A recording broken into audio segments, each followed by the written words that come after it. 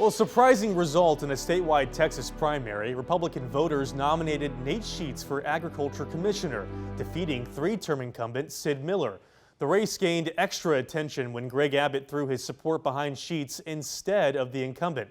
Now, Sheets heads into the general election against Democrat Clayton Tucker. And joining us now to talk about his primary victory and the road ahead to November is Republican nominee Nate Sheets. And Nate, congratulations on your victory this week.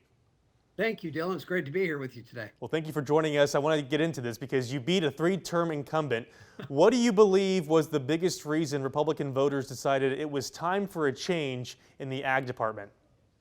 You know, I think Republican voters saw that there was a unity of even different sides of the political spectrum, because we had the grassroots from True Texas Project to Grassroots We the People to the conservative parties in Montgomery County and the Kingwood Tea Party, to the other end of the spectrum where we had Greg Abbott and Don Buckingham, Commissioner of Land, and as well as other senators. But then we also had the MAHA Institute and MAHA Make Texans Healthy Again, as well as the Farm Bureau and Southwest Texas Cattle Raisers and Cattle Feeders. So, when voters saw the alignment of people that historically are on opposite sides of the table, they realized, man, everybody's in agreement that we just can't afford another 4 years under our current leadership.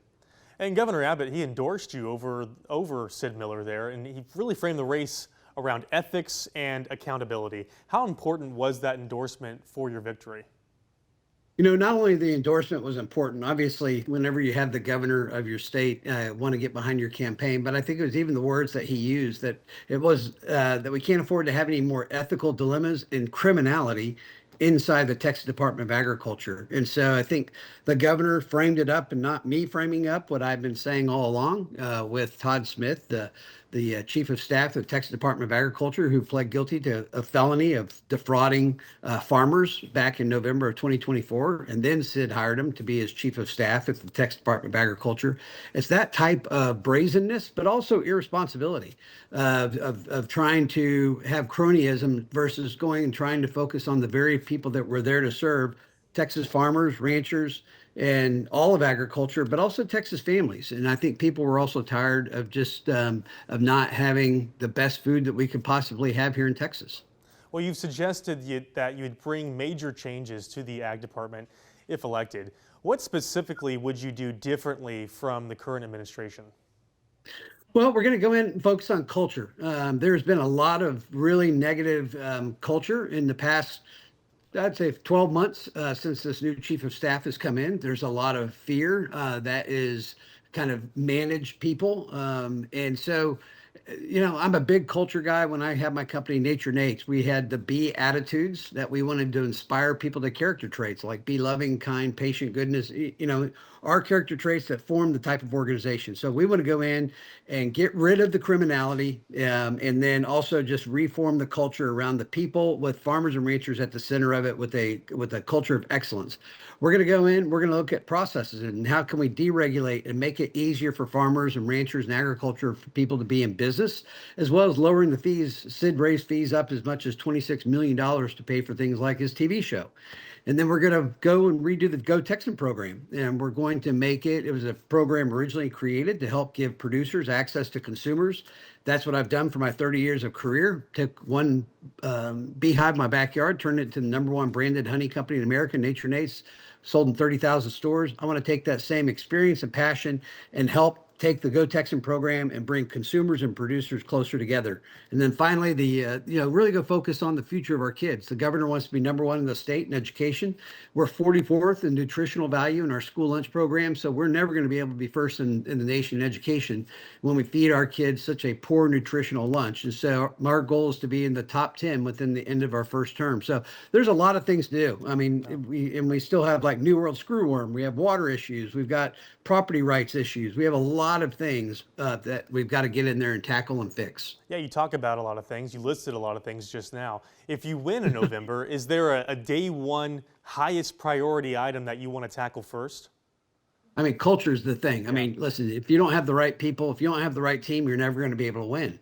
And, being an entrepreneur business guy, I want to approach the culture and shape the culture, not as a government bureaucratic agency that's there to lord regulations and statutes over producers' heads. We want to come alongside them and figure out what we can do to help them be successful. So we're going to start here in about a week, and we're going to start talking to all the different ag commodity groups, figuring out where the opportunities are, where the frustrations are, and really come up with a master plan. So when we walk in the door in January in 2027, that we're just going to be able to hit the ground running. Well, as you were campaigning across the state, what issues did you hear most from farmers and ranchers?